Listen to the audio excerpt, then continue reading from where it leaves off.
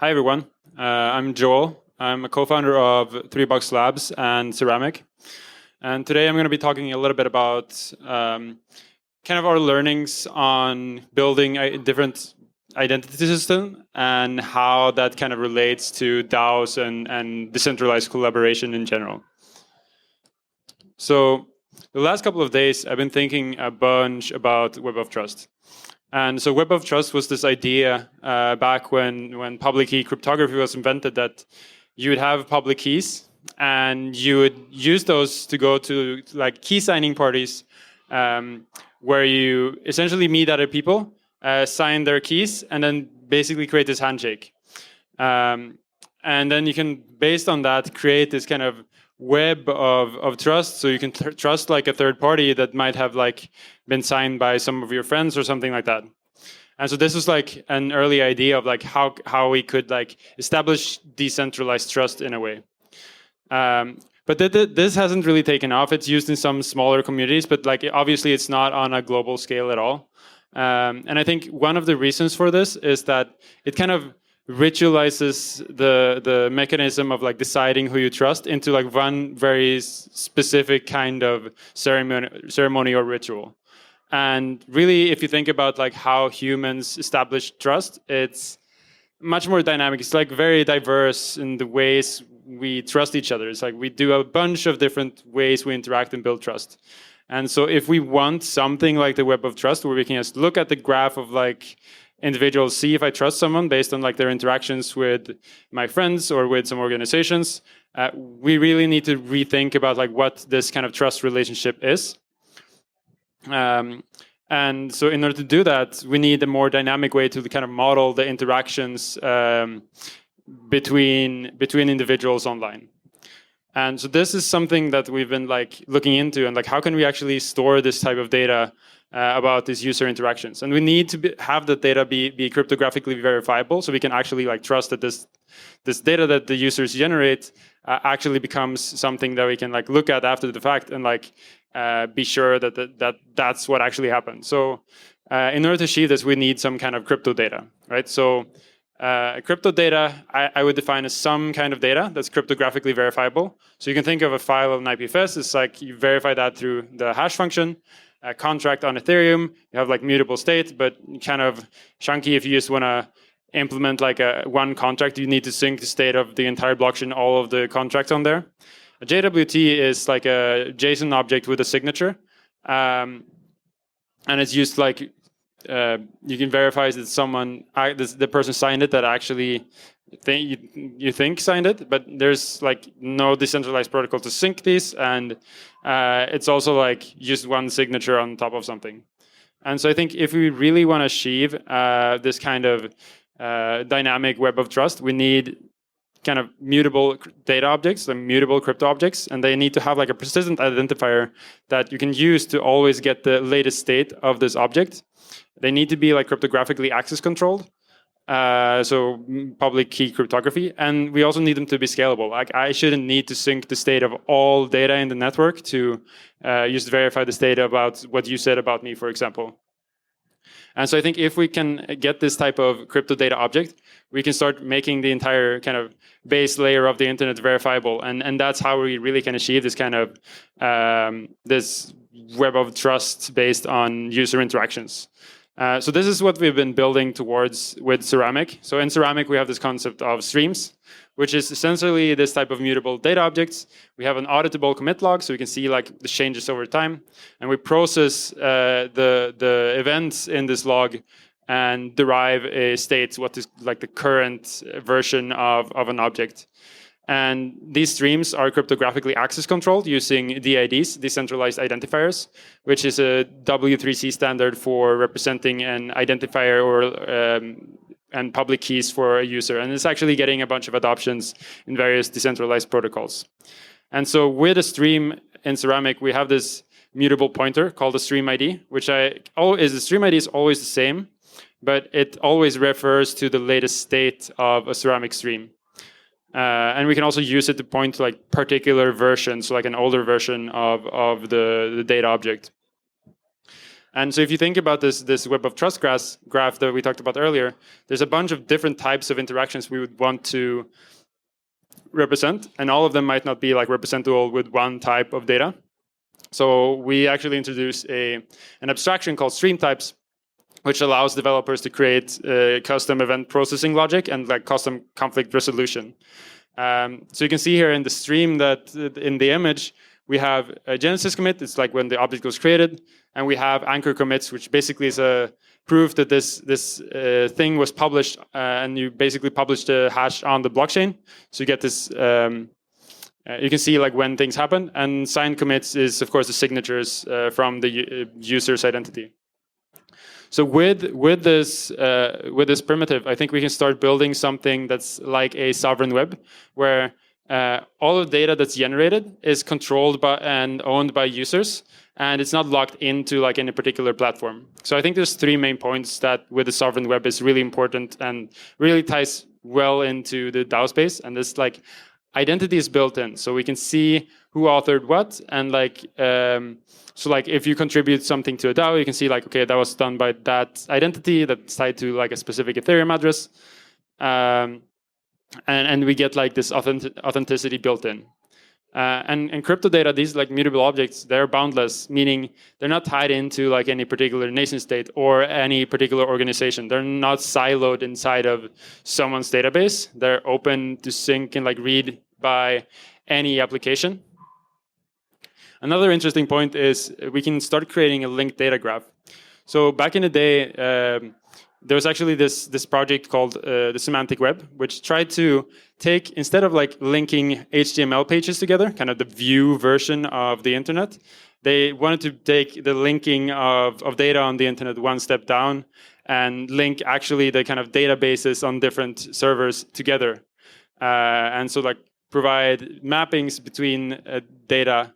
But the problem there is like they were using HTTP links, and HTTP links points to other locations in someone else's server, and of course, like that's not stable. It's like that data can be removed. So this kind of semantic web kind of really became only usable inside of like large organizations like Google and Facebook, where they can trust themselves to keep the links that they use for their internal representation of stuff available. But with Ceramic, we have this immutable stream IDs. And if I pin your stream, for example, you can keep updating that, and even if you stop hosting it, I can still have a backup of it. And since the link points to like more of of the content itself rather than a specific location, we can start actually. It doesn't really matter if your server goes offline or like if you don't provide the data anymore, as long as I have my own backup. So we can create this linked data graph of like interactions between users and applications without having to trust like third party to keep the data around. And so one of the main things that we see this being used for is user identity. And so when people say identity, a lot of people usually think about, oh, it's some KYC that some institution or something provide to the user to make them able to like interact with some protocols. And that's really kind of opposed to what we're trying to do in Web3 and the decentralized coordination space, right? We want anyone to be able to like participate permissionlessly. So in our view, identity is really like an emergent property based on all of your interactions, this kind of web of trust that we talked about. And so we're actually building a framework on top of Ceramic, which is called IDX. And this allows you to semantically map data and store that data within user control. So in this example, we have a developer that creates a definition, which is a basic profile. And the basic profile has a schema that defines how the data should be structured. And so when the user comes to this application, the application basically asks the user to either load the profile that they had or create a new one. And so each user kind of has their own index in this graph or in this example. So, and the cool thing here is if another developer that's building a separate app comes and sees that, oh, this basic profile thing seems super useful, they can actually integrate the same definition into their application and just pull that data into their app. So we kind of now are starting to get this composable data in the same way as we have like composable smart contracts in the Ethereum ecosystem. And so when you start building like coordination tools for DAOs, like you can, if you really start storing data like this in Ceramic, then someone else that comes and build the next tool can actually leverage all of the data that's already available for the users that might have interacted in your DAOs or other DAO communities. Another thing we can build with on top of these kind of crypto data objects is data flows that are controlled by NFTs. So kind of like a silly example is you have your CryptoPunk, and you can go to a forum where the only way you can post to the forum is if you have a CryptoPunk, and you basically post on behalf of the CryptoPunk. So I mentioned before that Ceramic streams are controlled by DIDs. And so we've created a DID that's where the current owner of the NFT is the one that's allowed to control the DID. And you could even do things like send encrypted messages to the owners of other CryptoPunks. But I think more interestingly, this type of data streams that are controlled by NFTs could be used for things like NFTs that represent physical assets. Like imagine a painting. And so you've been owning this NFT and this physical painting for a long time. And eventually you want to sell it, but you want to do like an inspection or an audit of it. So you hire someone to do that. They do that inspection and they provide like a report and they sign that report. And then you can associate that report with the NFT as like a metadata data stream. So we can really start tracking more metadata about provenance of these physical objects that we track with NFTs.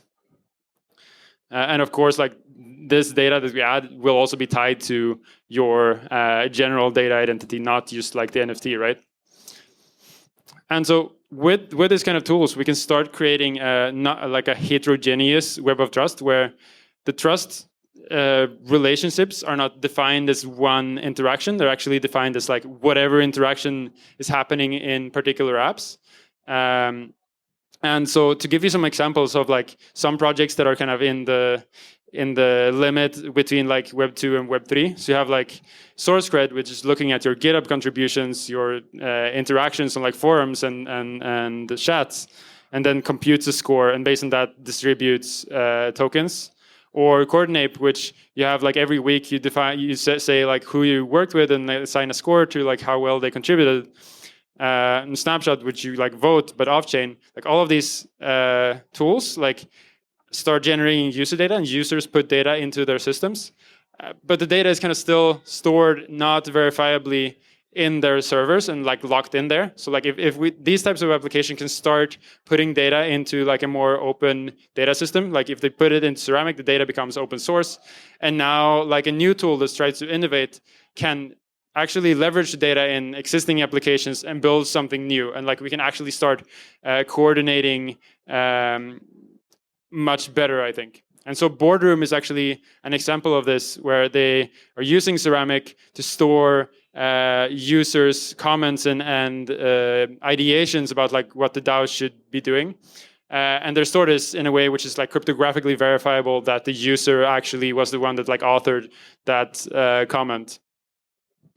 And yeah, so like if you're interested in this stuff, like want to help build out the decentralized web of trust, and I think you should really like start thinking about like what are the trust interactions that are relevant in your communities, in the DAOs that you're building, in the tools that you're building for coordination, and really start like putting that data and making it open source. I think that's like super critical for like us to actually scale our coordination efforts. So if you want to have a closer look at Ceramic, you can go to our developer documentations and check out the IDX website. All right. Thanks.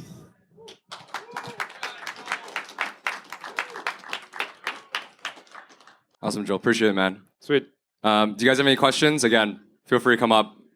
Okay, cool. Thanks. It's a nice presentation. We're actually using Treebox right now. We're building like this gamified DeFi savings pool, and we assign a unique profile to each player. So currently we show these little avatars in their profile. We made like these little robot hashes first, but now we linked it to Treebox. So if I understand correctly, with this, you would be able to allow users to change these images based on the NFTs they hold in their wallet, actually, right? Yeah, exactly. So with the NFT DID method, you would be able to like per NFT, an NFT can own and control a data stream, and the current owner of the NFT can like update that data stream. Okay, cool. Can they cycle between images, or how does it work? Yeah, I mean, I guess like so you can actually create an NFT that has this type of metadata as its like actual metadata, or you can just use an existing NFT and like add an additional kind of metadata stream that lives that's not like uplookable by the NFT. So like all NFTs that exist right now can be used for this, but you can also like put ceramic stream ID as the metadata. And if you want to do something more complicated, you could put both like a reference to like some static IPFS object that maybe like 5 images, and then like the ceramic stream, you basically choose which one to display at this time. So that then you can have some kind of rotation. Okay, cool. Makes a lot of sense. Thanks. Yeah, thanks. Cool. I think we have time for one more question before we welcome our next speakers. Awesome. That means I get to ask a question. So this is more of a product question, man. But when I think of what you guys are building, it's essentially a data platform that has a bunch of components. One component is you need dApps to actually open source your information in order to leverage your protocol. The second piece is I'm sure you need a platform for other apps, just like the guy who just came up here, building on like leveraging the data that you have in order to build apps. And I'm sure you guys also want to exert an opinion on like what are big use cases you can use to leverage this data. So I'm just curious like how you guys prioritize like all those different pieces of like trying to get this platform up and running. Yeah, I mean it's a good question, and I mean right now I think there's 2 use cases that are like super interesting for us, and I think the reason I'm here is like decentralized coordination is like really I think core for Web3 to like actually work well. So that's like DAOs and like different tools for coordination is definitely like a core focus for us. And then this kind of NFT metadata thing, I think it's like a separate like focus, but it's also like kind of tying into this whole coordination effort as well. So that's the main focuses. Okay, that makes a ton of sense. Well, cool. Thanks, Joel. Appreciate it, man. Yeah, thanks.